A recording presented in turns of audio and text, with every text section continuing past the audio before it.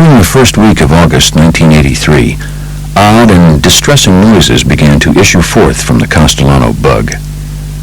Conversations were overwhelmed by screeches like cats in heat, pops like uncorking of champagne, beeps and hoots like the soundtrack from an old submarine movie. There were times when the mic went silent altogether, then came alive with an ear-shattering burst of static. Then in the afternoon of August 4, as Tony Bellotti was advocating getting tough with the Chinese, the mechanism barked out a final tortured farting squawk and went irredeemably dead. After 4 months, the FBI's surveillance was out of business. No one knows or will ever know why the apparatus failed. "Do we go back in?" a supervisor asked. "Can we?" asked Andy Kurins. "I'm not sure we want to," Mao said. "It's not like we gotten everything there is to get," protested Andy Kurins. "No," agreed Mao, "but face it, we could listen in for 20 years and not get everything there is, especially since there's new stuff all the time. We got to think in terms of costs and benefits. It might take months to get another shot at getting in that house. We'd have to reassemble the whole team. It's very expensive and it takes a lot of time. We have plenty of stuff to follow up on. We got more leverage than ever with our informants. Maybe it's time to get back in the street." O'Brien and Kurins found themselves mooning around, slightly ill at ease with the hours they had to fill. Strangely, they missed hearing the Godfather's voice, that clenched rasp that was sometimes magisterial, sometimes lewd, at moments surprisingly full of need. They missed the parade of foul-mouthed capos and eccentrics, the jerky cadences of mafia speech. They even missed the bizarre pronouncements of Gloria Olarte. A great deal of vicarious intrigue had vanished from their lives, and they felt the dim depression of soap opera addicts whose favorite program had been canceled. It was Tony Agro who pulled them out of their short-lived doldrum. The violent little lunatic simply could not help doing unwitting favors for the FBI. On August 8, a warrant was issued in Florida for Tommy A's arrest, and the loan shark and enforcer took it on the lam. He was now a federal fugitive, and the need to bring him to justice provided focus for the frazzled members of the Gambino squad. The briefly stymied team was up and running. It was late October 1983. For the agents of the Gambino squad, it was a time of consolidation. Transcripts were being made of the Castellano tapes, and the process was almost inconceivably tedious. Kurins and O'Brien had to go over every page, figuring out, for example, that what was sometimes described as millions on, and other times as melon son, was actually a Sicilian mispronunciation of the Italian word melanzana, which means eggplant, which is mafia parlance for a black person. It was by no means unprecedented for a major organized crime trial to hinge on the acuity of the jurors' ears. So the agents had to check. Then the transcripts had to be revised. Then they had to be rechecked. Then they were vetted by counsel. Then they were sent back for polishing. It was beyond boring. It kept the agents chained to their desks for much of the fall. I have an idea about those leaked indictments," Andy Kurins said one day. On one of the surveillance tapes, Joe Butch Correo had named Mildred Russo, a grandmotherly deputy clerk in the United States District Court for the Southern District of New York, as the person who had been sneaking copies of the sealed indictments before they were made public. "I'm listening," said Bruce Mao. "Well, we're pretty certain that the leak is Millie Russo, and we're pretty sure that the conduit is Joe Butch Correo. So how about we dummy up an indictment against Joe Butch and root it through Millie just to see what happens?" "Guys," Mao said, "we can't just go around printing up fake indictments." "Probable cause," chimed in Joe O'Brien. "We've got very probable cause that Millie Russo and Joe Butch Correo are conspiring to obstruct justice. I think it's a good idea." "You would," said Mao. "So, can we do it?" Kurins pressed. The supervisor sighed, looked out the window, frowned. "Tell you what, you guys draft a letter asking for permission. Make it good. If justice goes along with it, okay by me." Convicting Joe Butch Correo might have been difficult, but contriving a plausible indictment against him was easy. The man was, among other things, a loan shark. His Mulberry Street restaurant, Café Biondo, functioned also as a small private bank. There was no vault, so large amounts of cash were kept in the ice cream freezer. Deposits and withdrawals were sometimes made right at the espresso bar, as if it were a teller's window. This much had been known by the FBI for some time, but no actual prosecutions had yet been planned. The problem, as usual, was finding witnesses who were willing to testify about the extortionate interest, the bodily threats, the occasional beatings, slicings, or breakings of knees. That was the beauty of the sting operation now unfolding around the court-authorized fake indictment. The victim public did not have to get involved at all. As there are many, many crimes committed in the Southern District of New York, there are many, many indictments processed through the offices of the federal court.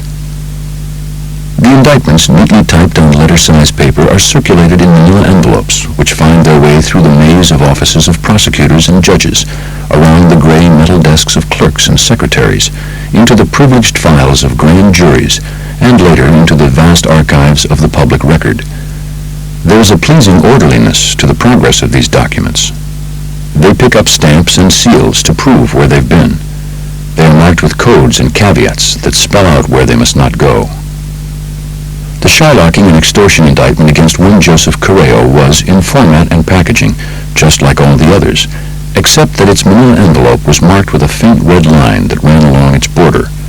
This innocuous marking allowed Joe O'Brien and Andy Kurins, who were hanging around the court offices on the pretext of doing routine legal research, to trace the document as it made its inexorable way toward the desk of Millie Russo.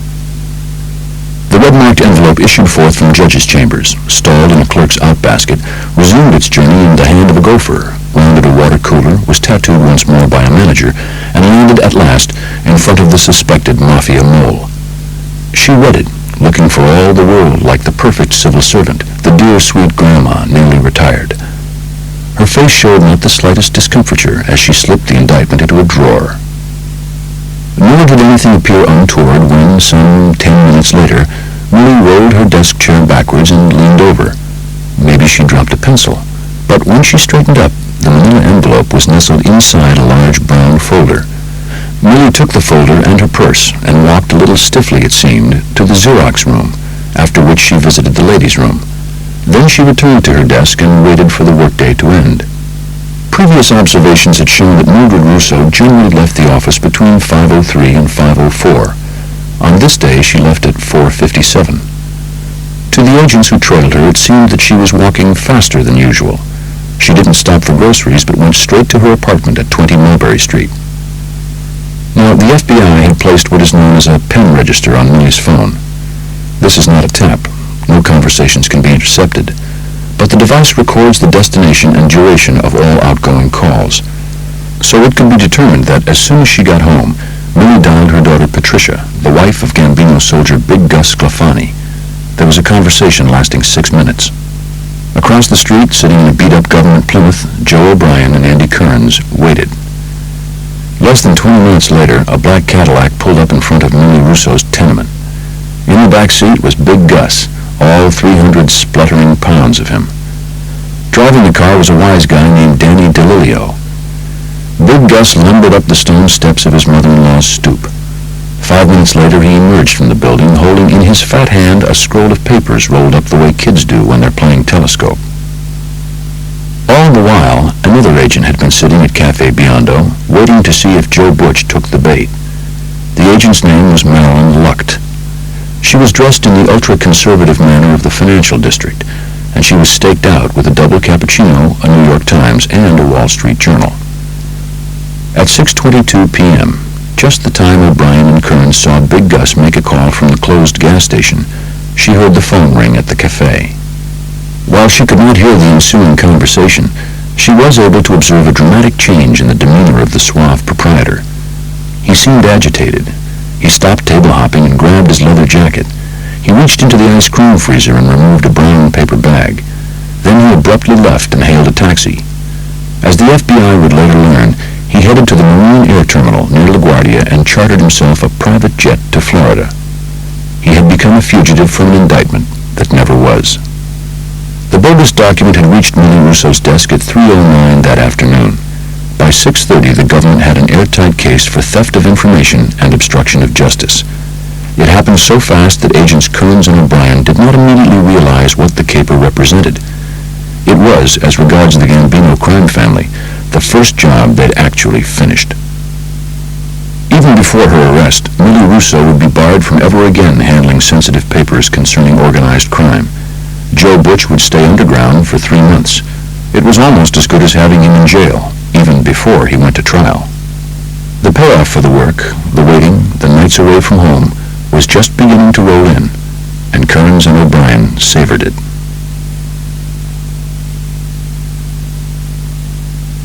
As 1984 was beginning, Big Paul's power was still intact, virtually undiminished, but the prestige that underlay the power was beginning to erode.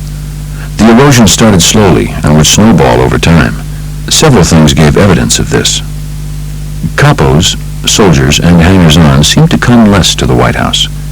It was possible, of course, that Big Paul, newly protective of his domestic bliss, discouraged visitors, but it was also plausible that something in the air made it less desirable to be thought of as one of Castellano's boys, less career-enhancing to be among his inner circle. Some people actually visited more often, but here, too, there was a troubling inference to be drawn. The frequent visitors, all in all, were not the guys who oversaw the uncontested Gambino family rackets, but the ones who guarded the organization's flanks. Why would they be visiting so often, unless other players were making bold to muscle in on Castellano's interests in construction? Another problem for Castellano was that his underboss, Neil Della Croce, had cancer. His inevitable death would upset the balance of the Gambino family. The lingering curse of Carlos Gambino's kingdom was that he had divided it between Castellano and Della Croce. Gambino gave his underboss Della Croce virtual independence in the old-time rackets and the narcotics business.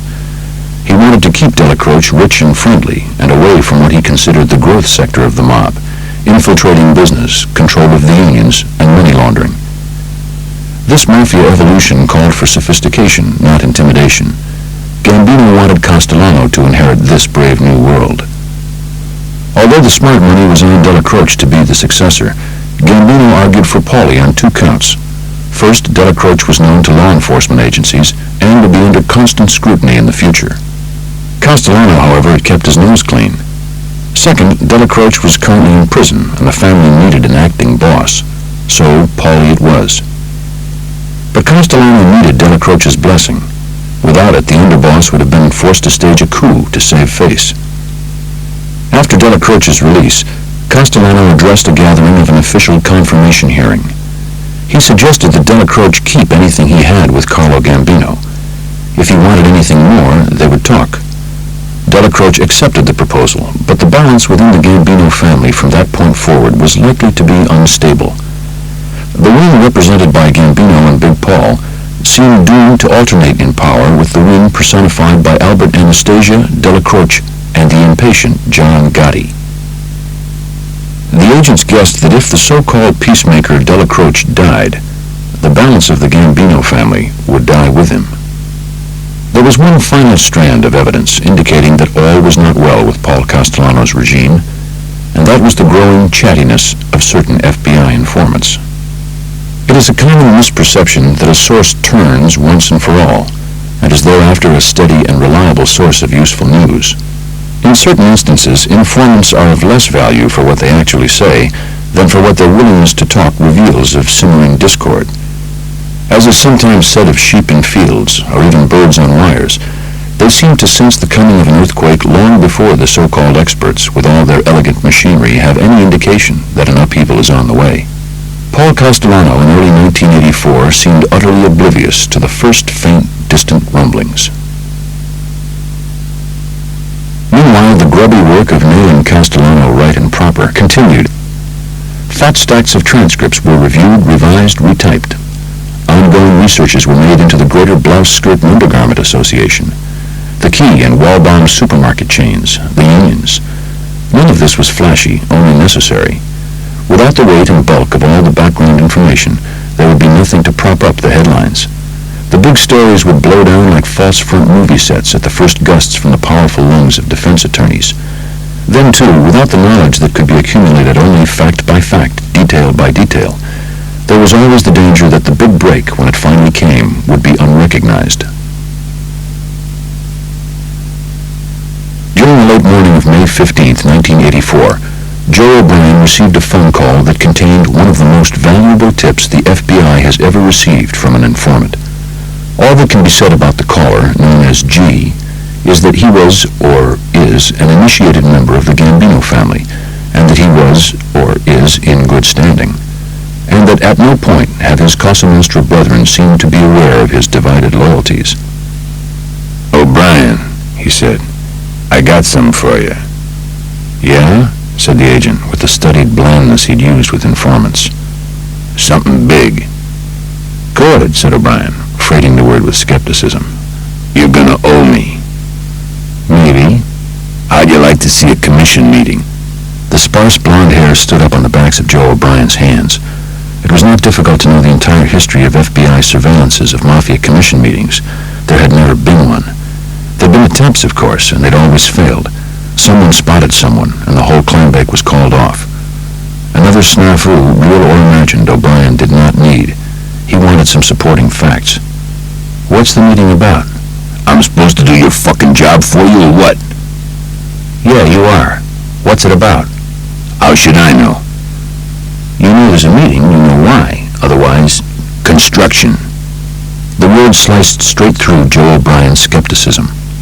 He knew that the construction business was where the stresses were in recent dealings among the New York families, and this was turning out to be the great bonus value of the Castellano tapes. Not only were they superb as evidence, they were perhaps of even greater worth in providing context and corroboration. "It's your ass if you're giving me garbage," he said. "I'm not giving you garbage. I'm giving you diamonds and rubies." "When and where?" 34 Cameron Avenue, Staten Island, 1 p.m. today. Don't expect limos on the street. They'll be switching cars at different places and arriving separately from all directions. No one's going to park near the house. So long, O'Brien. At 12:15, Andy Kurins was parked in front of the former monitoring station on Richmond Road, trying to be inconspicuous, when a cruddy-looking van pulled up next to him.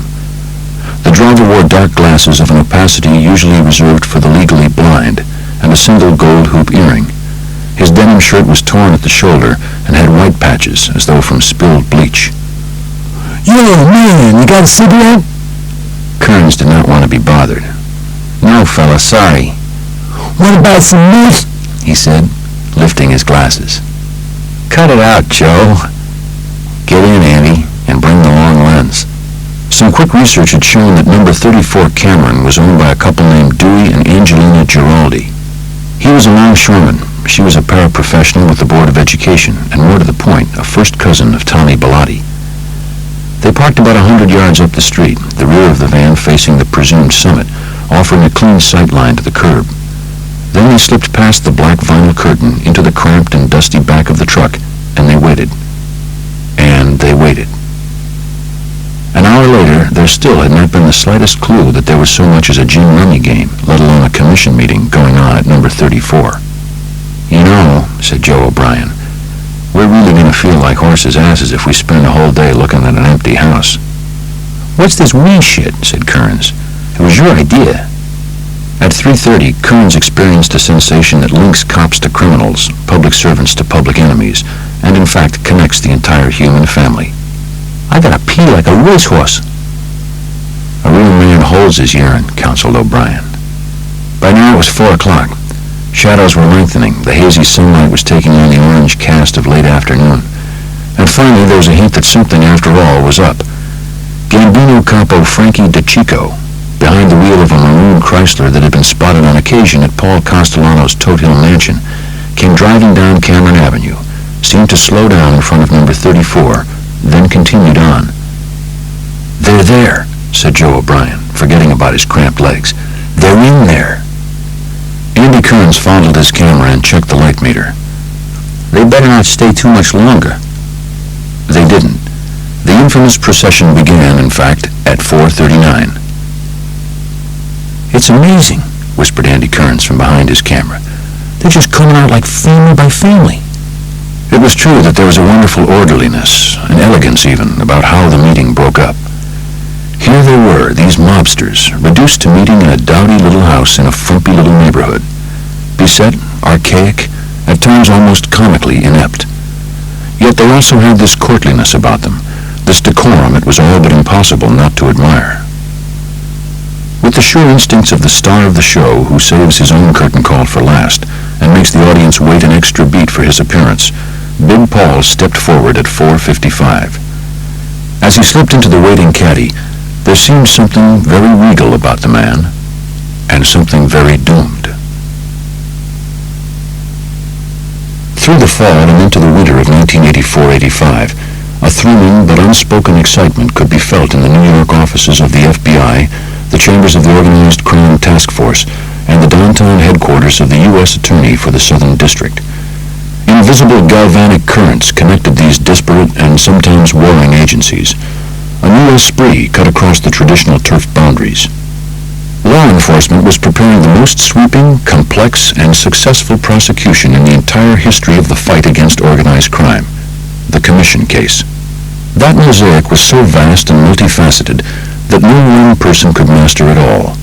Individual prosecutors schooled themselves as experts in parts of the case. In all, some 30 volumes of evidence would be assembled before a single word of testimony had been spoken. Correlations would be drawn among scores of alleged and proven crimes. Cross-references would be made among multiple wiretaps and bugs. As Big Paul was the apex of the Mafia pyramid, so he was the fulcrum on which the entire Commission case seemed to turn. Intercepts of Paul talking about the rigging of construction bids, about how the families divvied up proceeds from the garment district, about the restaurant unions or the entertainment business. These were compelling indications of the mob's reach as an ongoing conspiracy. And in case there remained even the remotest doubt that the families acted in concert, there were Andy Kurins' epic photographs of the 34 Cameron Avenue conclave, illustrating the Mafia quadrille as the conferring bosses and their aides danced off two by two. At the same time as the Gambino squad had, since 1980, been building its intelligence base with regard to that family, so other FBI teams had been targeting the Lucchese's, the Colombos, the Genoveses. Now it was time to pull all those far-flung researches together. No living New York mob executive was beyond the reach of the Commission case. Considering the sheer scope of it, not the least remarkable thing about the Commission case was how long and how faultlessly it had been kept a secret. As 1985 began and the time for the handing down of the indictments grew nearer, the risk of leaks grew ever more severe. Yet no one talked, no one goofed. Nothing was allowed to spoil the grand spectacle that was being planned. A great and all-inclusive roundup of mob bosses and their underbosses. Nearly a score of simultaneous surprise arrests made all over New York by almost 50 agents. At 7:25 p.m. on February 25th, traveling in convoy with two other agents in a following car, Joe O'Brien and Andy Kurins took what was, for them, the very familiar ride to the mansion on Tote Hill. But the resonance of this trip was different from what it had been on any of their many dozens of previous drive-bys. Now they were going to arrest Big Paul. Theirs would be the high honor and ambivalent pleasure of bringing in America's most powerful mobster to be charged in the most significant mafia prosecution ever.